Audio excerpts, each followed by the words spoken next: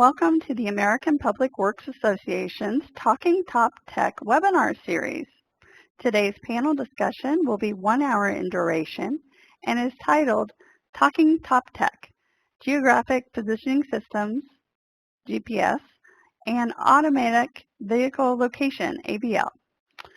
Due to the free-form format of this program, it is not eligible for CEUs. My name is Rita Quezada, and I will be your facilitator today. I am an education manager at APWA. I have a BS in mechanical engineering from the Kansas State University and an MS in engineering management from the University of Kansas. I am a licensed professional engineer in Kansas, and before joining APWA, I served as the Public Works Director for the City of Lewisburg, Kansas. A recording of today's program will be available in the APWA Members Library and on YouTube within 1 week. APWA members can log into the library to access the content free of charge. Today's session is interactive, so if you have questions for our speakers, please type them into the chat pod. You may do this at any time throughout the program. After the program, please join us on LinkedIn to continue the conversation at the address listed below. Just know during this session, if you have to set up your chat pod, you would need to click on the Send To field for host, presenter, and panelists. If you're in full screen mode, you can access the chat pod by hovering the mouse at the top of the screen and clicking on the chat icon.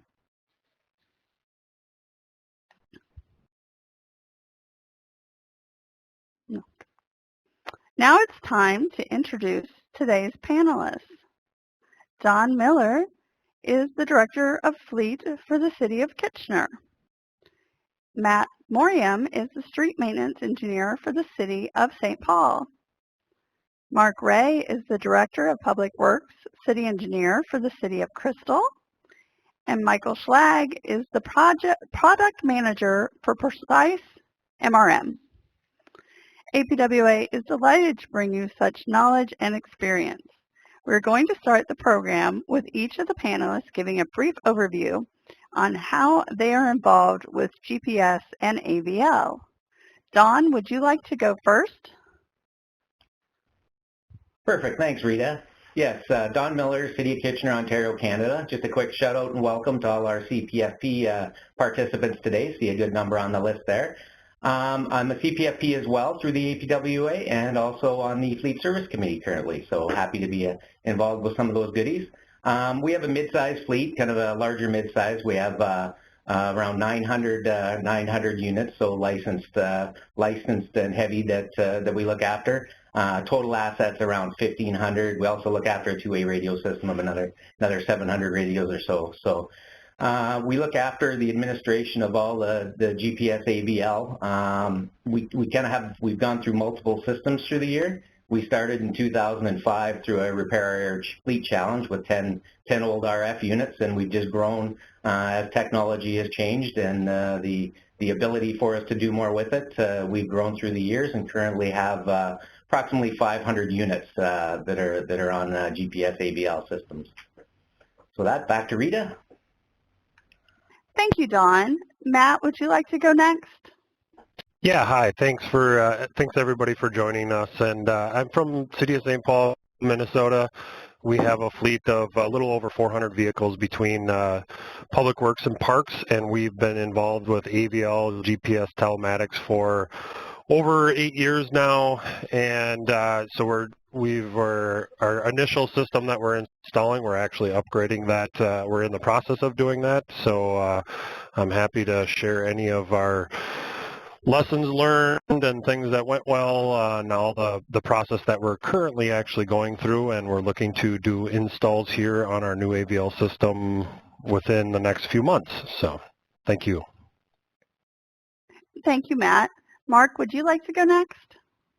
Well, good morning, Rita, and again, thank you everybody for being here. Again, my name is Mark. I'm the Director of Public Works for the City of Crystal, Minnesota, and not too far from both Matt and Mike. Our system is much smaller than the ones you've heard about. We're running GPS on about 20 of our pieces of equipment, primarily focused on snow removal operations.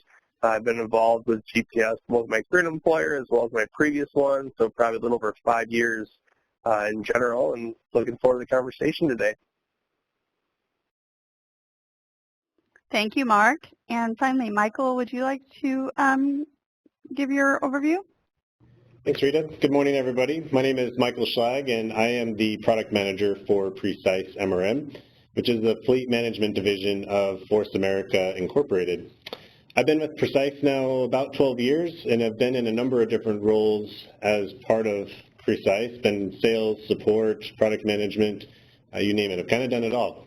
My passion is really working with customers to understand their problems and challenges, and then assisting them in implementing a fleet management solution that meets their needs and addresses those challenges or issues. Honored to be here today with APWA and all of you. Thank you very much. Thank you, Michael. Okay, now we're going to start our question and answer part of the program. And our first question is to Mark. What should I consider when evaluating potential AVL systems? Yeah, I think the biggest thing when you first start out is just really to kind of do a self-evaluation and ask yourself some questions. One of the big things is how often does the unit actually collect data on vehicle location? Or how often can it collect? So, for example, if you're doing snow removal operations, we need sampling pretty frequently on a block to make sure a block has been cleared or not. But if you're just looking for general information on where the vehicle is at a certain period of time, you might not need a higher sampling rate. Other questions would be, what's the primary use of the data? Again, if you're for us with snow removal, we want to make sure the streets were cleared. But if you're looking for this general location, then the product might be different. And that's important because the way some of the devices collect data, some of them are just based on a timestamp. If you set an interval, I want to know where this piece of equipment is every 30 seconds or 2 minutes or whatever it is. Other products have other thresholds such as turning degree, angle, or distance traveled. So really kind of figure out what the primary use of the data is and then make sure that it's gathering what you want. Think about some other potential benefits. One of the things we've seen, unfortunately, is liability information, where we'd be able to pull the GPS off our trucks where incidents were involved, and to demonstrate that our driver was acting appropriately leading up to the situation. If you have other systems on your trucks, for example, salt applicators, is there some interface between the GPS system you're looking at and your existing controllers? Or if you're using some asset management stuff or you're trying to track mileage or hours used, is there some interface there to hopefully be a little more efficient in your data management? Another good question is, how is the information accessed? Is there a feed that you need to manage on your end with servers and software, or is it like a web-based portal that you can log into to see the data? And depending on the city you are, which of those do you prefer? How often does the information refresh? Especially go to a web-based portal, is it only updated every 15 minutes, or is it more frequently than that? And then really, how much support does the system require? Is it going to need another vendor or some outside help to help you install the system and maintain it, or is it something you can run in-house? The product we use, we're able to install it ourselves and then do some basic troubleshooting when things go wrong, and then we use a web-based service to access the data. Kind of that back-end stuff is handled by the vendor providing the service. So with that, the big thing is just kind of do a self-assessment, see where you're at, see what your needs are, and then from that, kind of move forward with developing and reaching out to potential vendors to figure out what products might be right for you. Back to you, Rita.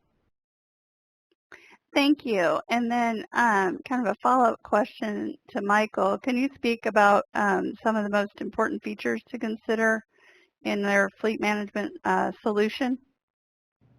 Absolutely. Thanks, Rita. So lots of different features to think about as you're looking for a fleet management solution. And I think the best place to start, and this really goes off of what Mark just said as well, is what types of fleets are you looking to address, and what are your basic needs that you need for those? There's lots and lots of solutions out there. And I would say the first and foremost feature that you're going to take a look at is asset tracking. And there's a number of different devices that you'll find on the market today. Some may work great for passenger vehicles, but if you also have a fleet of snowplows, which are a unique beast in the industry, they're going to have spreader controllers and other inputs that they'll need to tap into as well. So that device that works in a passenger vehicle may not work for your snowplows. So keep those types of things in mind. Obviously, cost is a big one that's always at the top of everybody's list. And the things that you want to consider when we're talking about cost, the upfront hardware costs, and also the monthly and or annual subscription fees that go along with that.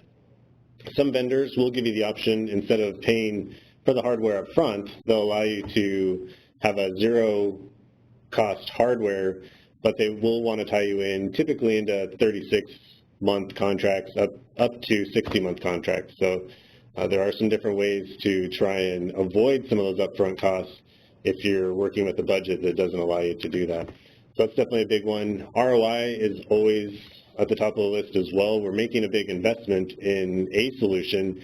How long is it going to take us to get our return on that investment? And then citizens, I know pretty much everybody on this call, they're really focused on trying to take better care of their citizens. So the solution that you're going to implement, we need to keep that in mind as well. How is this going to help my operators, my mechanics, do a better job for the citizens that we're serving? And Mark talked to it about this as well, but the spreader controllers inside the snowplows, they are unique. And there's things like managing material usage, the plow position for those trucks as well, determining when the plow is down and when it's up. And then on the flip side of that, obviously we put down a lot of material during the winter. We have to clean that back up as best we can in the spring. So again, going back to managing multiple types of vehicles, does the device and the solution that you're working or selecting work with different types of fleets as well? Rita, I'll kick it back to you. Okay, great. And we received a question before the program from Karen, and she wants to know, is there a general RFQ for using GIS and AVL in fleet services that would be available to the membership? Michael, could you answer that one? Absolutely. And there are some options that you have here. In some situations, you may have a state DOT in your area that has already gone out to bid. And a lot of times you can purchase off of theirs without having to do your own. So that's one option. Another option used to be called NJPA, which stands for the National Joint Powers Alliance. And that is a cooperative purchasing agreement that is free for you to become members of. And then they've already pre-certified and kind of gone through an RFP process with telematics vendors, AVL vendors, and established a list that you can look at. And you can actually buy off of that contract without having to go through the process of doing your own. Great. Yeah, and I think, go ahead, Matt. That's what I was going to say. Matt had some experience with this. Yep, and I'll just add to that. We have had experience with this over the years. With looking at different vendors, and I'll echo with the Sourcewell now it's called, it used to be NJPA. There is a number of AVL vendors. It's actually every time that they kind of put out for bid, it seems like there's more vendors getting on that list, so that is a good thing for any agencies looking at those. Now, if you are demoing any AVL vendors and they are not on the Sourcewell contract or any of your local state contracts that you can utilize, then the RFQ process RFQ process would be a part of that. There are proposals out there, so my guess is most state DOTs do have proposals. Now they're going to be long and lengthy, but if you have other questions, you certainly can reach out to some of your other contacts, because I'm assuming many cities, including us, have done the RFP process, and we're happy to share any of that information with you. But yeah, there's many different options out there. Thank you, Matt. And we have a question from one of our participants, from Wendy. Have you had an employee revolt with the use of AVL? And if so, how did you resolve this issue? And I believe Matt was going to start with that answer. Yeah, I've had more than an employee revolt. So 6, 7, 8 years ago, we did have a number of employees that kind of revolted and said, and we had many issues. Now we had a policy. My first major tip would be having a policy in place that would address anybody tampering with any of the AVL units. Now, technology has advanced quite a bit that with some of these units you can tuck under the dash so they're less tamper-proof. There's tamper-proof installation methods. I think one of the biggest things is making sure you communicate with your employees that if you're doing the right job or doing the right thing, you're doing your job right, that you really have nothing to worry about. It's a lot of what AVL and GPS is really covering them more than actually being Big Brother. And just making sure that you communicate that with people, and I think that's usually the best way to go, and that's the way we've gone, continue to go since we've had issues many years ago. Thank you, Matt. And Mark wanted to add to that answer? Yeah, so one of the things I did, I haven't had a revolt, but we kind of rolled it out more, is I offered to the staff if they wanted to access to log in to see the data that's collected, so they wouldn't have any editing controls. So I'd be more than happy to work with them because this is a tool, especially on the snow removal side. If we had a situation where one piece of equipment broke down, we had to roll somebody else into another neighborhood, their staff ability to log in and get that information would ultimately benefit our residents. So I was more than happy if people wanted to have logins to share that information with them. And that's been kind of the biggest thing, I think, is just if they want to be a part of it, they're more than welcome to come check it out and see, because it is a tool. Thank you, Mark. And Michael also wanted to add to that answer. Yeah, I just wanted to toss in maybe a couple stories here too that I think will help. And over the years, I've definitely seen a culture shift with the guys that are in the trucks that are being tracked, or the vehicles are being tracked. So it's been exciting for me to see, and I love the psychology part of this. I would also say, from my own experience working with customers that are implementing these types of solutions, if they go in and they really focus on selling the benefits to those guys, then the success rate is much higher. So how will the solution be used to assist them in performing their duties more efficiently? And a couple stories along those lines. I've worked with a company or a customer that after every storm event, their drivers would be out for an 8-hour shift. They'd have to come back, and the first thing that they would have to do is sit down, grab their snack, and start filling out driver logs. How much material did they put in the truck? How many hours were they out? Did they take a break? When they got back, did they figure out how much material they had left in the back of their truck? These things take them another hour, that instead of eating their meal and going home for the night, they have to sit there and fill out these paper-based logs. So a lot of solutions that are available now will do that in a number of seconds for them, all electronically. So that's one way that you can start to sell the benefits to them. Another is these guys have people that call in, citizens that call in and report things that these are big, heavy trucks, and a lot of times they look like they're going, or feel like they're going, much faster than they actually are. And reports of damage, reports of vehicles that have been damaged, or mailboxes or fences, you name it. I'm sure folks on the phone have heard it all. So having an electronic solution that allows you to go back and look who is in this area, what were they doing, how fast were they going, and at what time, those are all things that it's a tool that you can use to defend your guys that are out there trying to take care of the roads, trying to keep citizens safe. And that leads into my last point too. I think it's important to help the drivers, the operators of these trucks, to understand what the why really is. It's not that they are just going out there and driving a truck. It's not that they're going out there and pushing snow around or even just collecting a paycheck. Their jobs, their why is to protect citizens, to keep them safe, to save lives, and to keep commerce flowing. That's another big one. We all saw what happened in Atlanta a few years ago, where the roads, freeways were shut down, and that was an expensive shutdown. So those are all things to consider and really sell the benefits of that. Rita? Thank you very much. We have a question from Robert, who's on the program. would people give details on which AVL solution they are using? I believe Dawn was going to start with answering that one.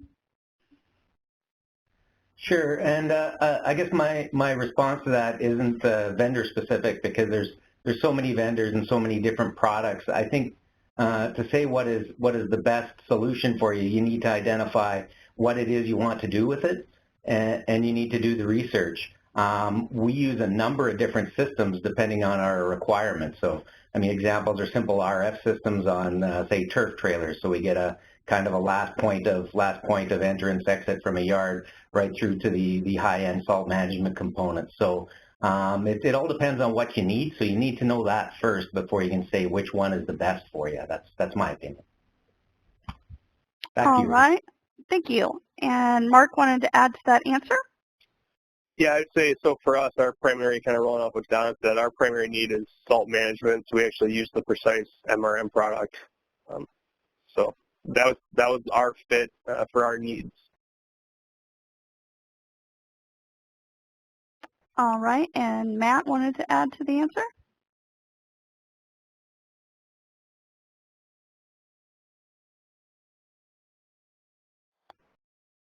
Or maybe he took his hand down.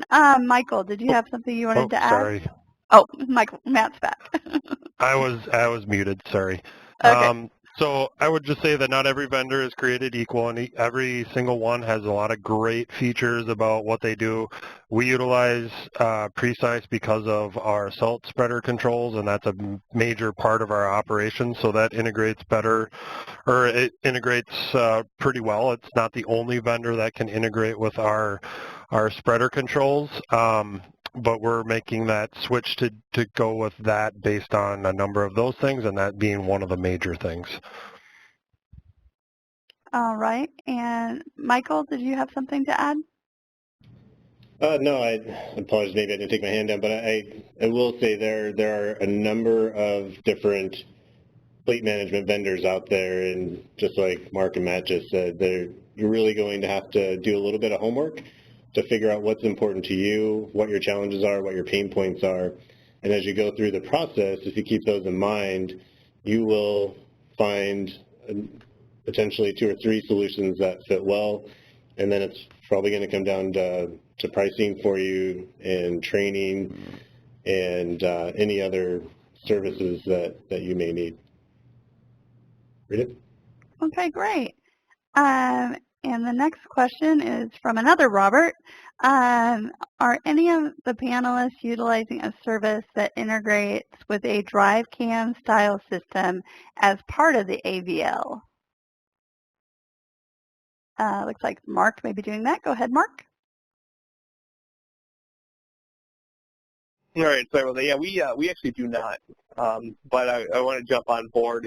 That'd be a good question. Minnesota Department of Transportation has been recently rolling out kind of their plow cams. So they actually send out a snapshot every, I'm not sure what their time interval is, but that is linked to the GPS location. So for more information, I know MnDOT could definitely be a potential resource at the local level. And we've talked about it anecdotally, but quite frankly, the biggest concern I have is just the sheer volume of video data storage. Our law enforcement is going with cameras for body cams, and that's a huge issue, not really issue, but just how do you store and manage all that video. So I don't quite want to jump off that bridge just yet. Rita, back to you. Thanks, Mark. And Matt also wanted to add to that answer. Yeah, we do not use it as well, but I'll echo Mark. Minnesota DOT does use it. You go on their website, and I've actually used it during a snow event to see what their road conditions are looking like. Iowa DOT does the same thing, and I think both of their systems, they're doing snapshots every certain period of time and not continuous video feed. So that's, I think it's, and they interval it, I think every 5 to 10 minutes they take a snapshot, and then they communicate that out and they put it up on a map for anybody to see. Thank you for that answer. The next question from one of our attendees is from Thomas. What kinds of savings have been realized by the implementation of AVL telematics, and in what specific areas? And does it pay for itself? I think Michael's going to start with the answer on that one, followed by Mark. Thanks, Rita. Yeah, I'll jump in on that one. So it really depends on the type of fleet that we're talking about, but I'll tackle winter maintenance first. So material usage is a big one there, and I've worked with organizations that bring in a lot of salt, a lot of chemicals at the beginning of the year, and before they had closed loop spreader systems, they would go out and they would turn the dial on and put as much material down as the trucks would allow them to do, even though a much lesser rate would have been sufficient for their conditions. So material usage is a big one. Being able to not only measure what you're putting down on the roads with the spreader controllers in the vehicles, but also overall, over each storm event, over each season, you can then start to use a little artificial intelligence to say, well, for the last several years, we use this much, so we can extrapolate that to say, for the next 5 years, for this contract for salt that we're buying, here's what we think we're going to need, so let's set our budget. And then you can apply that to any other fleet too, lawn mowing, sweeping. You start to analyze some of the data that you're collecting, and you can optimize routes. You can make sure you've got the right teams in place where they need to be. And is there an ROI on it? I think it really depends on how you go about setting that up and measuring that. And yeah, you can't manage what you can't measure. So really having an AVL solution is the first step in that, and being able to say, okay, here's what we're doing. We have some opportunity here to do this particular function better. Rita? Thank you, Michael. And Mark was also going to answer that question. Yeah, I'd really just follow up on what Mike said. To figure out a return on investment, you got to figure what you want. So for us in the city of Crystal, the dollar factor isn't really what we're looking for. For us, it's a lot of time. For during snow operations, as crews come in, we're able to just quickly look at the data and make sure nothing's been missed. Where before, it's you to talk to the operators, and then they've been out plowing for 8+ hours. So do they remember everything? Did something go wrong? For us, it's much more efficient just from a quality control standpoint of just checking that. One of the issues we have for our sidewalks, it takes us days to finish snow removal on all of our sidewalks. And potentially multiple operators are rotating through that position. But with the GPS, they can just pull up the map, see what's been done, what hasn't been done, head straight out and rock and roll instead of talking to the previous operator and having them try to describe what area of the city was done or not done or where they were left off. So from us, it's very much it's an efficiency benefit more than a cost dollar, what we're looking at. The other thing I've used for is actually with some storms and debris cleanup and just kind of road clearance after the storm was kind of retelling the story of where our equipment went, primarily when we were doing the FEMA paperwork side. Just to kind of try to go back, retell the story to because it's kind of the fog. When everything's going on, you're in the middle of the papers going everywhere. But just using the GPS to retell the story of what resources went into that recovery, our response to recovery to help do the paperwork side. And of course, for us, the benefit is most of the complaints we've gotten against our snowplow operators were unfounded based on the GPS findings, whether it be the speed of a truck, as previously noted, or I had a situation where a vehicle drove into the side of one of our trucks, and we pulled the GPS, and the truck was driving 20 miles an hour, and we actually have it wired up. So one of the inputs we collect is if the warning lights are on or not. So it displayed the warning lights were on. So this truck had all their lights flashing, they were driving at 20 miles an hour, and they were struck. So clearly that handing it off to our insurance guy made that go away quite quickly. So I think for us, those are the benefits we were really looking for and have achieved through the process. Back to you, Rita. Thanks, Mark. And Matt was also going to add to this question, and then Dawn. Yeah, I'll just add really quick. As far as the return on investment, I mean, in the winter weather areas, salt usage is a huge return on investment for some agencies, and that'll depend. That'll be kind of variable on maybe how much salt you are putting down before. But one of the more directly one of the biggest things is your idling.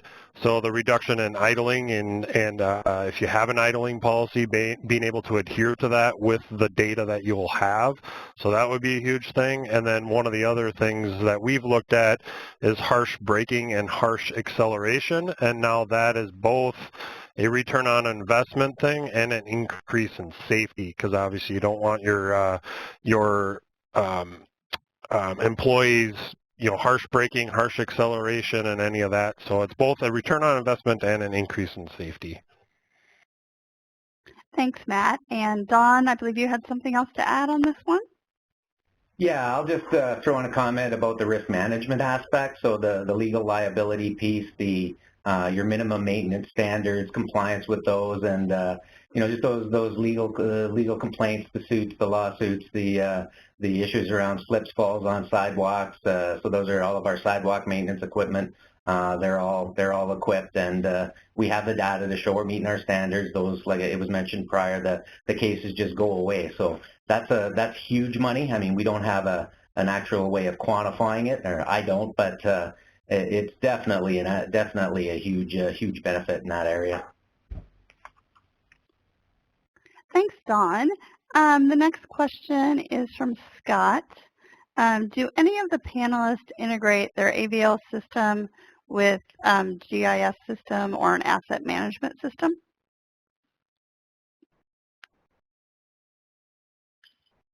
If you do, raise your hand. If not, okay, Mark's raising his hand, so go ahead, Mark. And my answer is not helpful. We do not. Looking at the number of vendors that appeared to be, and maybe Mike could touch on this, that appeared to be a fair amount of work to push that information through. And for the size of our fleet, which is relatively small compared to my colleagues here, it just wasn't worth it for us. Yeah, I'll add in, with our new implementation, we'll be trying to integrate as much as we can with fleet management software. Now, again, like I mentioned before, not every GPS AVL company is created equal. Some do this better than others, and not everybody's going to do everything. So when you're looking at different AVL vendors, that'll be a huge question that you'll ask them, is how they can integrate with those systems. Some will integrate with Google Maps, some will integrate with Bing Maps, some will integrate with Esri. So they all kind of do their different things based on how they have created their different systems.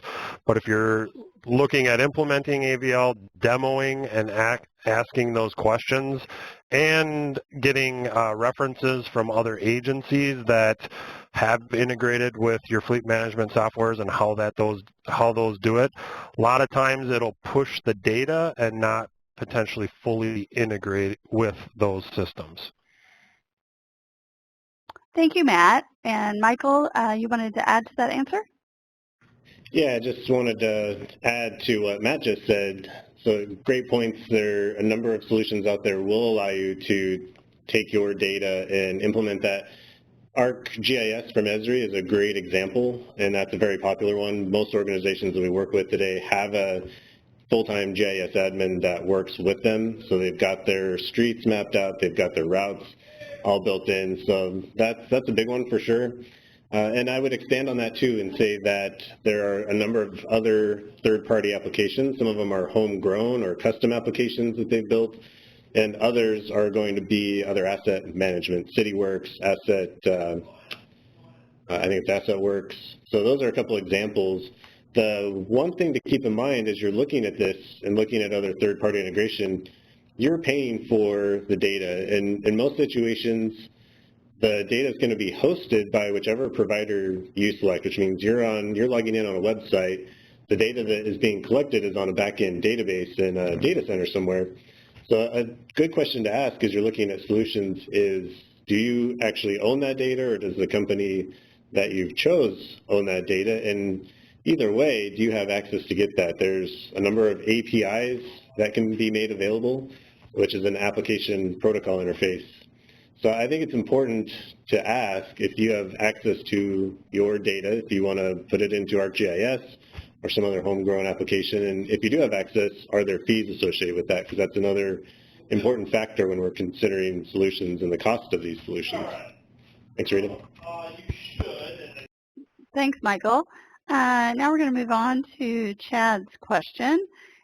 Describe how your drivers are interacting with the telematics devices. Do they see a screen or a map, or do they push any buttons to record the data? And Mark, you want to start with that one? Yeah, our drivers really have no interface. It's all behind the scenes. One of the things we do is so our data is pushed out over a Wi-Fi network, so we only dump our data. The truck drives by City Hall, or if they drive back into our public workshop, some of the products will do it over cellular networks. They can push out more frequently.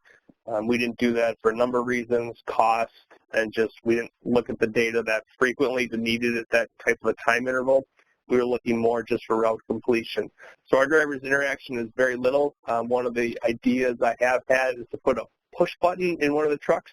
So if they drove around a parked car in our snow emergency, they could push a button, which would store a data point, and then figure a way to push that over to the police for follow-up enforcement. That's a concept I've had. We've not carried that out yet.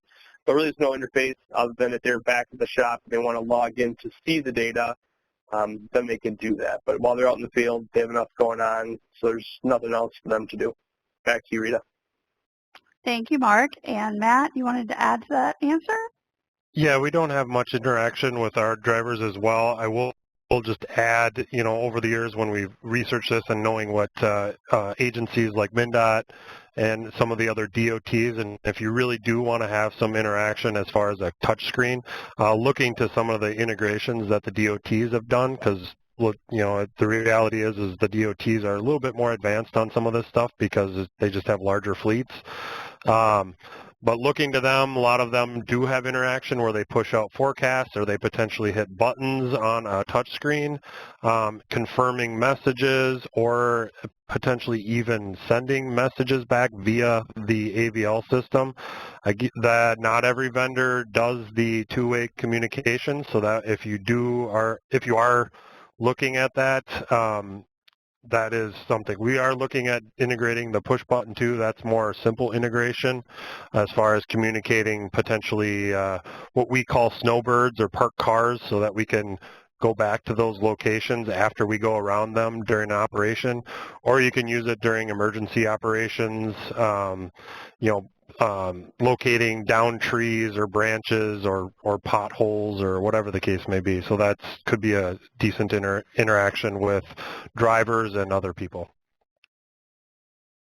Thanks, Matt. And Don also wanted to add to this answer. Sure, yes. We're actually involved in a bit of a pilot project right now. We're trying to integrate our GPS solution with our fleet management system.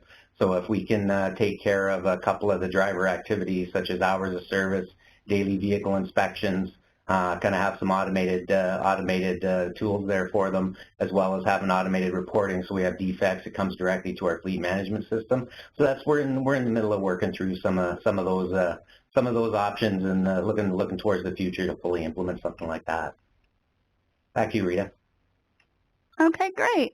And just a reminder, if you have any questions, please just input those into the chat pod as we go along. Have another question from Chad. What types of sidewalk equipment have you installed telematics equipment on? Looks like if the tie, we'll go with Dawn first, followed by Mark. Did you want to answer that one, Dawn, or was that? Sure, I'm coming. We have devices in all kinds of equipment, so small tractors, articulated sidewalk plow units. We put units in contractor units, so we have a black box plug-in for contractor units, so we can put them in anything. And again, some of the talk about buttons and the cookies and so all the different activities that can be triggered as maintenance items. There's all kinds of stuff we can do with them. Back to you, Rita. Okay, great, Don. Mark, you wanted to add to that answer? Yeah, and on that same note, we have the articulated sidewalk machines. We actually have MT tracklesses. We have 2 of them. Then we have pickup trucks that do trails. kind of, so it's 8 feet wide or wider, we pick that up with a pickup truck, which has GPS on it as well. Back to you, Rita. Okay, great. And another question we just received from Chris. Have you had a problem with managers not wanting to utilize data from the vehicles, such as speeding or idle alerts? Dawn, you want to answer that one? Sure. Yeah, I think everybody's been faced with that one, and it is a challenge. And I think the concept of reporting, making things as easy as possible for the operating area supervisors, managers, giving them simple data, and working on some guidelines. We've recently developed a guideline for addressing the driver behaviors, and including those, the seatbelt idling, some of those the speeding type stuff. So a lot of those things, giving the direction, trying to keep it simple, because there's so much data and so much so much information that it can be quite overwhelming. So we've done a fair bit of work with that, and I think we've had some success with it. So back to you, Rita. Thanks, Dawn. And Matt also wanted to chime in on that one. Yeah, I wouldn't necessarily say we've had huge issues, but the biggest thing is making it easy for the supervisors and the people managing that data, like Don said.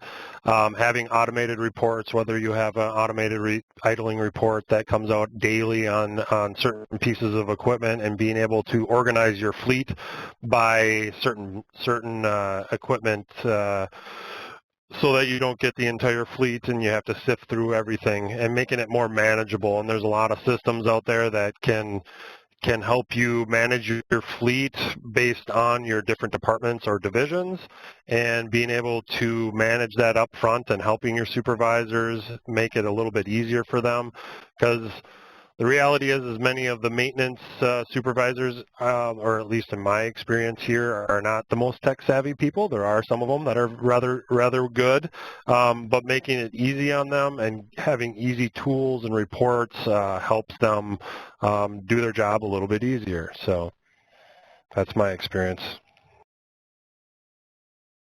Okay, great. We're getting a lot of questions coming in, so great. Derek's question is next. When installing units in contractors' equipment, does the municipality pay for or own it, or is it a requirement that the contractor supply and integrate it into your system? Does anybody use contractor equipment with AVL or GPS? Matt's hand went back up, and then... I will, yeah. So we just wrote a new contractor specification, and we wrote into the specification for installing AVL units. Now, we are utilizing the OBD2 units, where that basically they just plug into your vehicle diagnostic port in your vehicle. In the newer vehicles, obviously, if you have a 25-year-old vehicle, it's not gonna install in there. So the installation is basically 5 minutes. Then we will show the contractor how to do it, and then we will get the information from them, and then they will return it back to us after an event. Now, we only use contractors probably 4 or 5 times a year. Now, you probably could do more permanent installations if you use contractors on a everyday basis or every snow event basis. So that's how we're utilizing it, and it will be the contractor's responsibility to pick up the units, to install them, which the installation should not take very long, and then return the units back to us. Thank you, Matt. And Dawn also wanted to add to that answer. Sure. Yes, we do much the same. Again, it's a black box system we use for a specific winter maintenance activity. So it's a plug-in to the power outlet in the unit. So specific activities, specific routes for these contractors, and it's we own them. It's our plans, our data. So no issues with back and forth. But their only real responsibility is to ensure that they're plugged in and active while they're performing their winter maintenance activities. Thank you, Dawn. Next question is from Thomas. It's a two-part question. The first one is, how accurate is the location of vehicles with GPS units, and what factors influence the accuracy? Mark,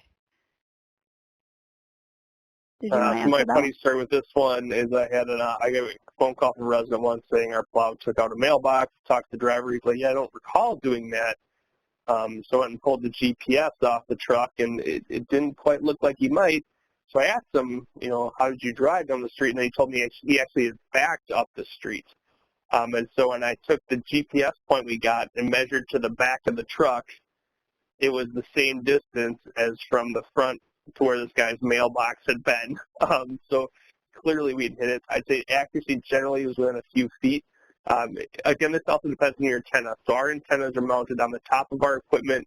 There's no other obstructions around it. So for the OBD ones that are inside the vehicle, that might be a little bit different. But for our external antennas, I'd say accuracy is generally within a few feet.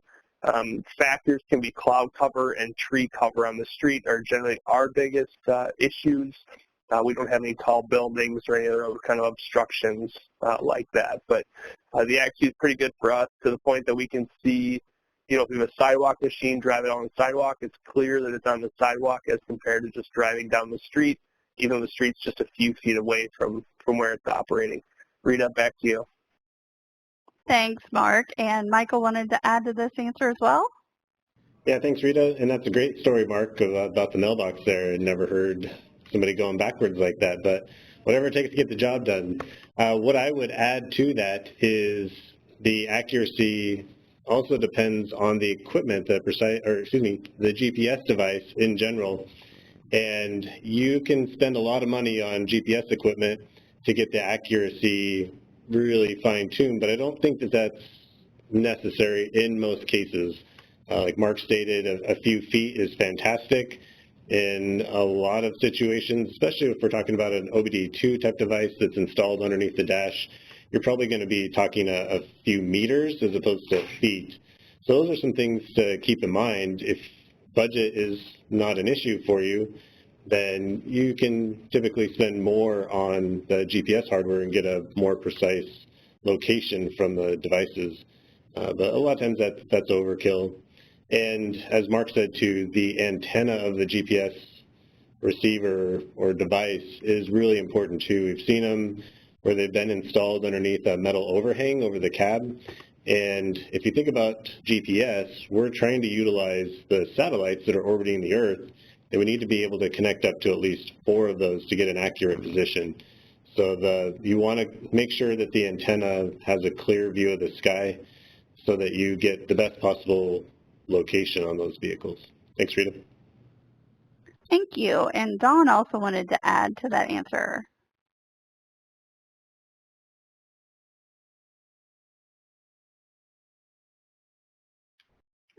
Did you want to add to that one, Dawn, or move on to the next one? Okay. The accuracy of the GPS technology is, like Michael said, it can vary based on your investment in technology. We find that ours is fairly accurate. You can, as far as locating a vehicle, you can see within like a meter foot of the box, a meter or a yard of where the device is in the vehicle. They're quite accurate. One thing that we find is it's dependent on the maps. When you're looking at items such as speeding, the maps can be have different speed limits. So as speed limits are updated and changed, the system is picking up an erroneous mileage off of the maps. So there's some situations like that. So it's not all necessarily the device technology, but the maps that you're using. So an investment in the maps is another area that should be looked at. Back to you, Rita. Okay, and the second part of Thomas's question was, how accurate is the speed of the vehicles using the AVL unit?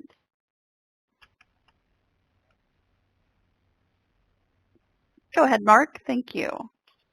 Yeah, so the speed is kind of a tricky one. I think it's fairly accurate, but an issue we'll bump into. So you can get what's called exception reports. So, somebody's speeding, you can have it set up depending on we get an email report. However, I have found if a truck loses signal and then picks up the signal again, sometimes you get an erroneous report. So I once had one of our dump trucks doing 150 miles an hour. Well, what had happened is there was one bad GPS point, and then so the good one, bad one, good one. But in that one bad point, obviously the truck moved a extreme distance in a very short period of time. So whenever I get speed reports or flags, I have to go look at it and just kind of look at the trend line of the vehicle, because you got to take it with a grain of salt sometimes if you get some numbers that just don't make sense at all. I mean, I think generally, again, it goes back to the quality of your antenna.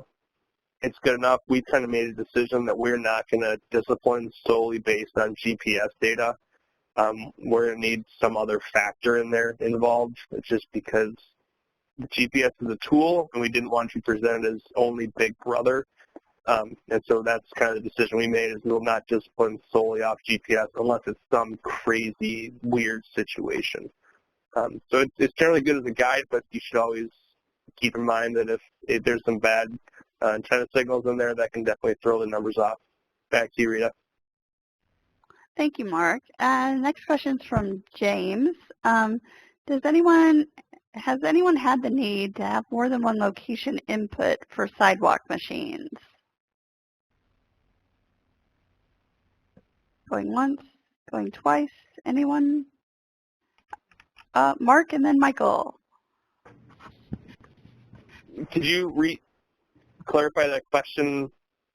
It just asked about the location inputs for sidewalk machines, if anyone had a need for more than one location. Yeah, so we just have one antenna on top of the vehicle is all we have. And we have two machines running at a time. But again, we only get the data when they drive past one of our Wi-Fi collection towers. So I'm not sure if that answered the question. Mike, I'll turn it over to you, actually. Sure. Thanks, Mark. The way I understand this question is trying to determine if you're adding other inputs besides location. So I think they're considering location as an input.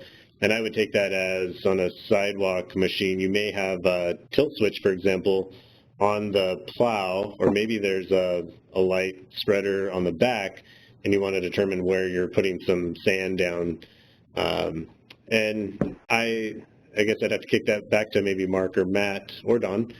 I don't have as much experience with the sidewalk pieces of equipment, but I do know that there are solutions out there that will allow you to tie multiple inputs into that device. So plow sensors are a good one. On heavier trucks, it's typically a hydraulic pressure switch that is doing the work there and giving you the signal of plow up or down.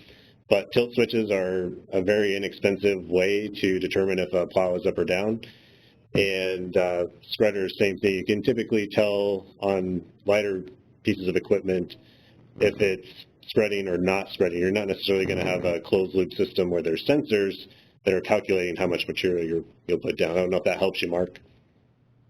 Yeah, I'll jump back in there. So on our sidewalk machines, my previous employment, we had two different input points. We had the PTO, so the drive shaft basically for the snowblower. And we had the warning lights being on. And so we actually had an unfortunate situation. One of our operators was driving down a sidewalk, doing 2 miles an hour. He hit some iron for a telecommunications thing.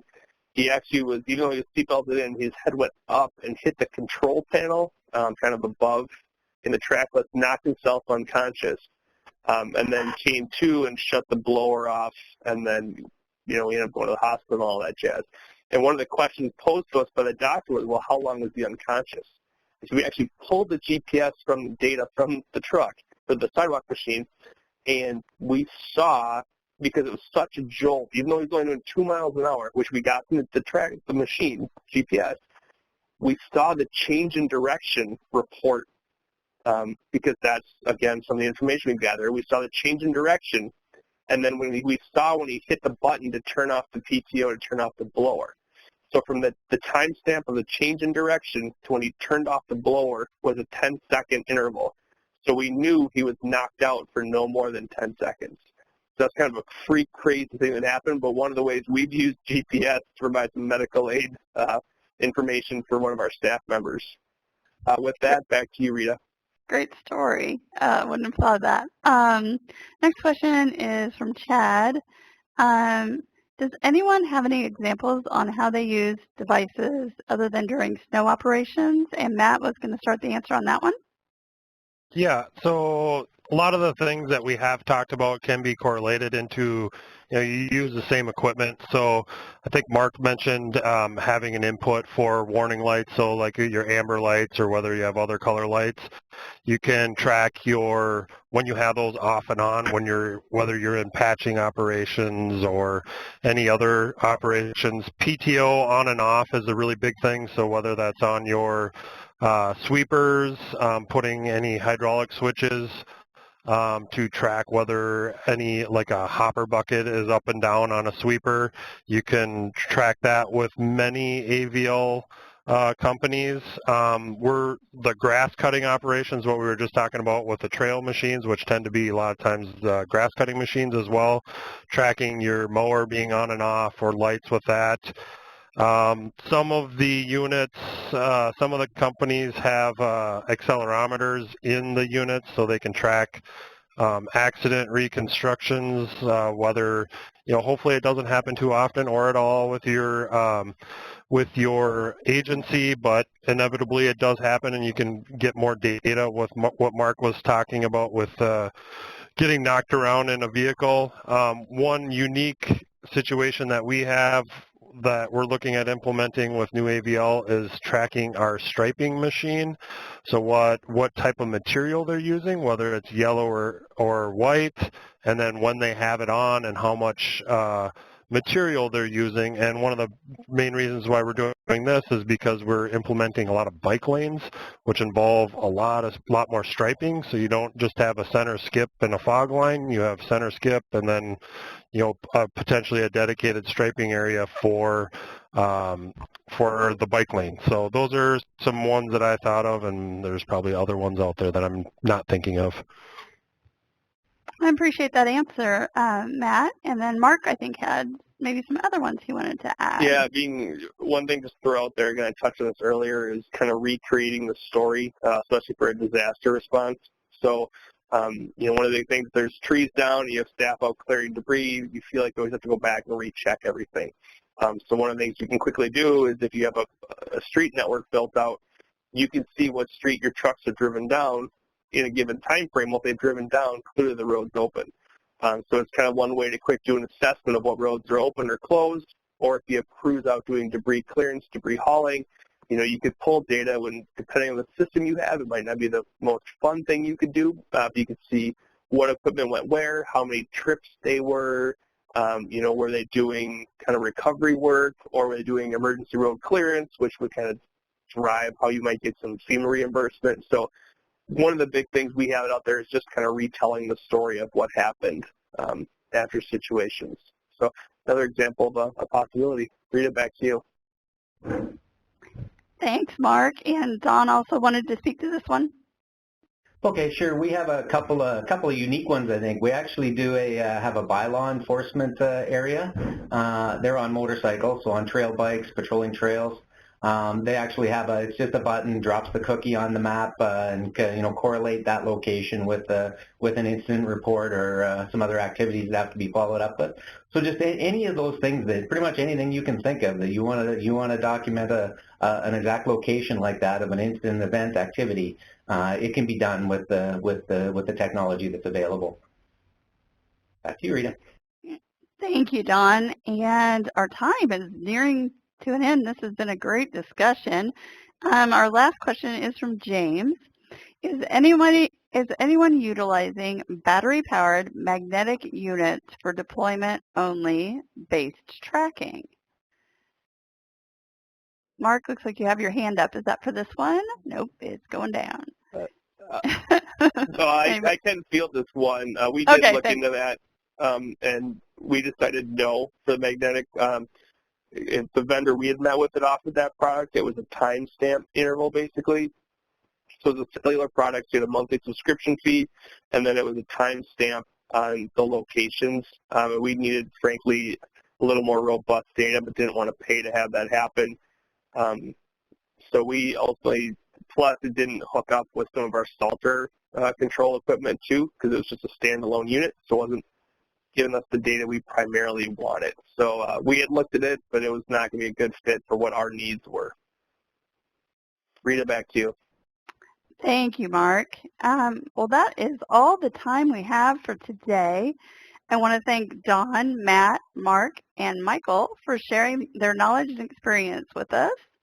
And this is Rita Quezada, and it's been a pleasure moderating this program for you today. Please don't forget to fill out the evaluation form. The link to the survey will be emailed to you after the program. A recording of today's program will be available in the APWA Members Library and on YouTube within the next few weeks. APWA members can log into the library to access past Click List and Learns, Talking Top Text, and conference content free of charge.